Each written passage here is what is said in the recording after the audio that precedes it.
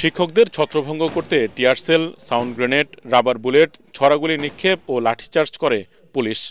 ৩ দফা দাবিতে সারা দেশে বিদ্যালয়গুলোতে কর্মবিরতি ঘোষণা করেছে সরকারি প্রাথমিক বিদ্যালয়ের শিক্ষকরা।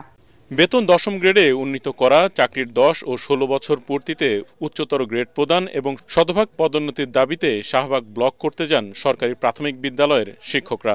আপনার সন্তানকে আজ স্কুলে গিয়েছিল? যদি গিয়ে থাকে তাহলে হয়তো দেখেছে ক্লাসরুম খালি, নেই চিরচেনা শিক্ষকের মুখ। কিন্তু কেন দেশের হাজার হাজার প্রাথমিক বিদ্যালয়ের শিক্ষকরা আজ ক্লাসরুম ছেড়ে রাজপথে কেন? বেতনের সামান্য দাবির উত্তরে তাদের ওপর কেন নেমে এলো জলকামান আর লাঠিচার্জ? শাহবাগের রাজপথ থেকে শুরু হয় এই আন্দোলন ছড়িয়ে পড়েছে সারা দেশের বিদ্যালয়ে। কি তাদের দাবি, আর এই অচল অবস্থার শেষ কোথায়? চলুন জেনে নিই এর পেছনের সবটুকু কথা। দেশজুড়ে প্রায় ৬৫,০০০ সরকারি প্রাথমিক বিদ্যালয়ের শিক্ষকেরা আজ থেকে পূর্ণ দিবস কর্মবিরতি পালন শুরু করেছেন। এর ফলে ব্যাহত হচ্ছে প্রায় ১ কোটি শিশুর শিক্ষাজীবন। কিন্তু যে শিক্ষকরা মানুষ গড়ার কারিগর, তারাই আজ নিজেদের অধিকার আদায়ের জন্য রাস্তায় নামতে বাধ্য হয়েছেন। তাদের এই আন্দোলনের পেছনে রয়েছে দীর্ঘদিনের বঞ্চনা আর বৈষম্যের অভিযোগ। শিক্ষকদের মূল দাবি ৩টি। ১. সহকারী শিক্ষকদের বেতন ১৩তম গ্রেড থেকে ১০ম গ্রেডে উন্নত করা। ২. শতভাগ বিভাগীয় পদোন্নতির ব্যবস্থা করা। ৩. চাকরির ১০ ও ১৬ বছর পূর্তিতে উচ্চতর গ্রেড প্রদান নিশ্চিত করা। এই দাবিগুলো নিয়েই প্রাথমিক শিক্ষক দাবি বাস্তবায়ন পরিষদের ব্যানারে শিক্ষকরা শনিবার ৮ই নভেম্বর ২০২৫-এ রাজধানীতে একটি শান্তিপূর্ণ মিছিলের আয়োজন করেন। কিন্তু মিছিলটি শাহবাগ এলাকায় পৌঁছালে পুলিশি বাধার মুখে পড়ে। শিক্ষকদের অভিযোগ, কোনো ধরনের উস্কানি ছাড়াই তাদের ওপর লাঠিচার্জ করা হয়, ব্যবহার করা হয় কাঁদানো গ্যাস, সাউন্ড গ্রেনেড এবং জলকামান। এই ঘটনায় শতাধিক শিক্ষক আহত হয়েছেন বলে আন্দোলনকারীরা দাবি করেছেন। অন্যদিকে পুলিশের পক্ষ থেকে বলা হয়েছে যে শিক্ষকরা নির্ধারিত সীমানা অতিক্রম করে প্রধানমন্ত্রীর বাসভবনের দিকে অগ্রসর হতে চাইলে তাদের ছত্রভঙ্গ করে দেওয়া হয়। শাহবাগের এই ঘটনার প্রতিবাদে এবং দাবি আদায় না হওয়া পর্যন্ত আন্দোলন চালিয়ে যাওয়ার ঘোষণা দিয়েছেন শিক্ষকরা।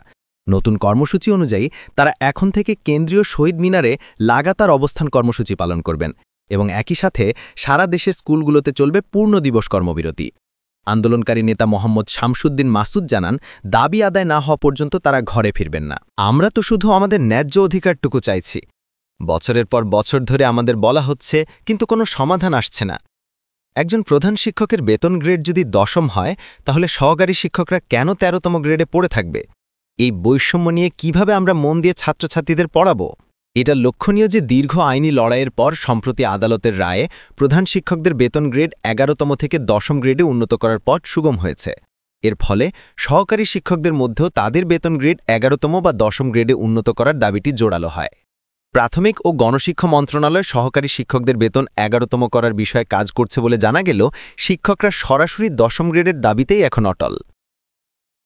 শিক্ষকরা স্কুলে না থাকলে তো বাচ্চাদের পড়াশোনার অনেক ক্ষতি হয়ে যাচ্ছে। আমরা চাই সরকার এবং শিক্ষকরা মিলে। শিক্ষকদের এই আন্দোলনে সমাজের বিভিন্ন স্তর থেকে সমর্থন আসছে।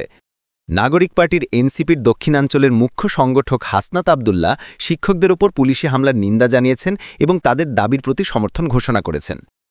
একদিকে শিক্ষকদের ন্যায্য অধিকারের দাবি, অন্যদিকে লক্ষ লক্ষ শিক্ষার্থীর জীবনের প্রশ্ন। এই অচলাবস্থার সমাধান কোথায়? সরকার কি শিক্ষকদের দাবি মেনে নিয়ে শ্রেণীকক্ষের স্বাভাবিক পরিবেশ ফিরিয়ে আনবে, নাকি এই আন্দোলন আরও দীর্ঘায়িত হবে? এর উত্তর সময়ের হাতেই তোলা রইল।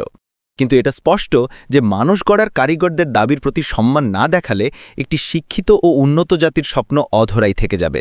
প্রাথমিক শিক্ষকদের অযৌক্তিক দাবি নিয়ে আন্দোলনে পড়াশোনার বিঘ্নিত হলে তাদের বিরুদ্ধে কঠোর ব্যবস্থা নেওয়া হবে, এমনটাই বলেছেন প্রাথমিক ও গণশিক্ষা উপদেষ্টা অধ্যাপক ডাক্তার বিধান রঞ্জন রায় পোদ্দার। প্রাথমিক বিদ্যালয়ের সহকারী শিক্ষকদের একবারে ১৩ থেকে ১০ম গ্রেডে আসার দাবি অযৌক্তিক বলে মন্তব্য করেছেন প্রাথমিক ও গণশিক্ষা উপদেষ্টা অধ্যাপক ডাক্তার বিধান রঞ্জন রায় পোদ্দার। এই যে যারা ১০ম গ্রেড দাবি করছে এই মুহূর্তে এসে, যেখানে শুধুমাত্র আমরা প্রধান শিক্ষকদের ১০ম গ্রেড দিয়েছি এবং তাদের জন্য সহকারীদের জন্য আমরা ১১ গ্রেডের জন্য অনবরত চেষ্টা করে যাচ্ছি, এই পরিপ্রেক্ষিতে এসে ১০ম গ্রেডের দাবি ধরে আন্দোলন করা, এটা কতটুকু যৌক্তিক বিবেচনা করবেন? শিক্ষকদের আন্দোলন, সরকারের কঠোর বার্তা। শহীদ মিনারে শিক্ষকদের আন্দোলন, স্লোগান, ব্যানার, ক্লাসরুমের খালি বেঞ্চ, চিন্তিত অভিভাবকের মুখ এবং সবশেষে প্রাথমিক ও গণশিক্ষা মন্ত্রণালয়ের উপদেষ্টার দৃঢ় মুখের ক্লোজ আপ শট। পটভূমিতে উত্তেজনাপূর্ণ সঙ্গীত। বেতন বৈষম্যের অভিযোগে রাজপথে নেমেছেন হাজার হাজার সরকারি প্রাথমিক বিদ্যালয়ের সহকারী শিক্ষক। তাদের এক দফা দাবি ১৩তম গ্রেড থেকে সরাসরি ১০ম গ্রেডে বেতন নির্ধারণ। কিন্তু সরকার বলছে এই দাবি অযৌক্তিক। শিক্ষকদের আন্দোলন কি তাহলে সফল হবে, নাকি সরকার নেবে কঠোর কোনো পদক্ষেপ? আপনার সন্তানের স্কুল শিক্ষার ভবিষ্যৎ কি? দেশজুড়ে এখন আলোচনার কেন্দ্রবিন্দুতে সরকারি প্রাথমিক বিদ্যালয়ের সহকারী শিক্ষকদের বেতন গ্রেডের আন্দোলন। শনিবার ৮ নভেম্বর সকাল থেকে ঢাকার কেন্দ্রীয় শহীদ মিনারে প্রাথমিক শিক্ষক দাবি বাস্তবায়ন পরিষদের ব্যানারে লাগাতার অবস্থান কর্মসূচি শুরু করেছেন শিক্ষকরা। শিক্ষক নেতারা বলছেন, অন্যান্য দপ্তরে একই শিক্ষাগত যোগ্যতা নিয়ে কর্মকর্তারা ১০ম গ্রেডে চাকরি শুরু করছেন। যেমন পুলিশের উপপরিদর্শক, নার্স, উপসহকারী কৃষি কর্মকর্তারা স্নাতক ডিগ্রি নিয়ে ১০ম গ্রেড পেলেও স্নাতকোত্তর ডিগ্রিধারী হয়েও প্রাথমিক বিদ্যালয়ের সহকারী শিক্ষকরা পাচ্ছেন ১৩তম গ্রেড। তাদের মতে এটি চরম বৈষম্য এবং তাদের সামাজিক মর্যাদার উপর আঘাত। দীর্ঘদিন ধরে এই দাবি জানিয়ে আসলেও কোনো সমাধান না হওয়ায় তারা আবারও রাজপথে নামতে বাধ্য হয়েছেন। শিক্ষকদের এই লাগাতার আন্দোলনের মধ্যেই কঠোর বার্তা দিয়েছে সরকার। শনিবার ৮ নভেম্বর সকালে খুলনা জেলা শিল্পকলা একাডেমিতে এক মতবিনিময় সভা শেষে সাংবাদিকদের মুখোমুখি হন প্রাথমিক ও গণশিক্ষা মন্ত্রণালয়ের উপদেষ্টা অধ্যাপক বিধান রঞ্জন রায় পোদ্দার।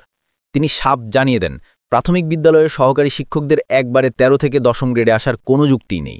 তিনি আরও বলেন, শিক্ষকদের বড় একটি অংশই মনে করেন ১০ম গ্রেডের এই দাবিটি যৌক্তিক নয়। কারণ হিসাবে তিনি উল্লেখ করেন, সম্প্রতি প্রধান শিক্ষকদের বেতন ১১তম গ্রেড থেকে ১০ম গ্রেডে উন্নীত করা হয়েছে। সহকারী শিক্ষকদের সংখ্যা অনেক বেশি হয়, এক লাফে ৩ গ্রেড উন্নীত করা সম্ভব নয়। তবে সরকার যে কিছুই ভাবছে না তা নয়। অধ্যাপক পোদ্দার জানান, তারা যেন ১১তম গ্রেড পেতে পারেন সেজন্য আমরা কাজ করছি। অর্থাৎ সরকার ১৩তম গ্রেড থেকে শিক্ষকদের ১২তম গ্রেড পেরিয়ে ১১তম গ্রেডে আনে একটি প্রস্তাব নিয়ে কাজ করছে। প্রাথমিক শিক্ষা অধিদপ্তরও শিক্ষকদের জন্য ১১তম গ্রেডের সুপারিশ করেছে বলে জানা গেছে। দাবি আদায়ের আন্দোলনকে শিক্ষকদের নাগরিক অধিকার হিসেবে স্বীকার করলেও শিক্ষা কার্যক্রম বিঘ্নিত হলে কঠোর ব্যবস্থা নেওয়ার হুঁশিয়ারি দিয়েছেন গণশিক্ষা উপদেষ্টা। তিনি বলেন, তাদের এই মুহূর্তে আন্দোলনে যাওয়াও যৌক্তিক নয়। যদি বিদ্যালয়ে পড়াশোনা বিঘ্নিত হয় সেক্ষেত্রে কঠোর ব্যবস্থা নেওয়া হবে। বার্ষিক পরীক্ষার আগে শিক্ষকদের এই কর্মসূচি ঘিরে শিক্ষার্থী ও অভিভাবকদের মধ্যে উদ্বেগ তৈরি হয়েছে। শিক্ষকদের শতভাগ পদোন্নতির দাবির বিষয়েও সরকারের অবস্থান স্পষ্ট করেছেন অধ্যাপক পোদ্দার। তিনি বলেন, পদোন্নতির বিষয়ে জনপ্রশাসন মন্ত্রণালয় বলেছে, সরকারের নীতি শতভাগ না দিয়ে ৮০% দেওয়া, ২০% নতুন নিয়োগের জন্য রাখা হয়েছে। অর্থাৎ পদোন্নতির ক্ষেত্রে শতভাগের পরিবর্তে ৮০% বাস্তবায়নের নীতি গ্রহণ করা হয়েছে। একদিকে ১০ম গ্রেডের দাবিতে শিক্ষকরা রাজপথে অটল, অন্যদিকে সরকার ১১তম গ্রেডের প্রস্তাব এবং দাবিকে অযৌক্তিক বলে কঠোর অবস্থানে। এই পরিস্থিতিতে স্বাভাবিকভাবে প্রশ্ন উঠছে, সমাধান কোন পথে? শিক্ষকরা কি তাদের দাবি থেকে সরে আসবেন, নাকি সরকার নমনীয় হবে, অথবা এই আন্দোলন দীর্ঘায়িত হয়ে ব্যাহত করবে কোমলমতি শিক্ষার্থীদের জীবন? শিক্ষকদের একটি অংশ আবার ১১তম গ্রেড মেনে নেওয়ার পক্ষেও কথা বলছেন এবং তারা ১৫ নভেম্বরের মধ্যে দাবি পূরণের সময়সীমা বেঁধে দিয়েছেন। দাবি না মানলে তারাও বৃহত্তর কর্মসূচিতে যাওয়ার হুমকি দিয়েছেন। ফলে শিক্ষকদের মধ্যেও ভিন্নমত লক্ষ্য করা যাচ্ছে। শিক্ষার মানোন্নয়নের জন্য শিক্ষকদের সন্তুষ্টি এবং সামাজিক মর্যাদা নিশ্চিত করা অনিবার্য। একই সময়ে সরকারের আর্থিক সক্ষমতা এবং প্রশাসনিক যৌক্তিকতাও একটি গুরুত্বপূর্ণ বিষয়। সরকার এবং শিক্ষক উভয় পক্ষের আলোচনার মাধ্যমেই এই সমস্যার একটি যৌক্তিক এবং টেকসই সমাধান বেরিয়ে আসবে, এমনটাই প্রত্যাশা সকলের। কেননা এই অচলাবস্থার সবচেয়ে বড় ভুক্তভোগী যেন না হয় আমাদের ভবিষ্যৎ প্রজন্ম।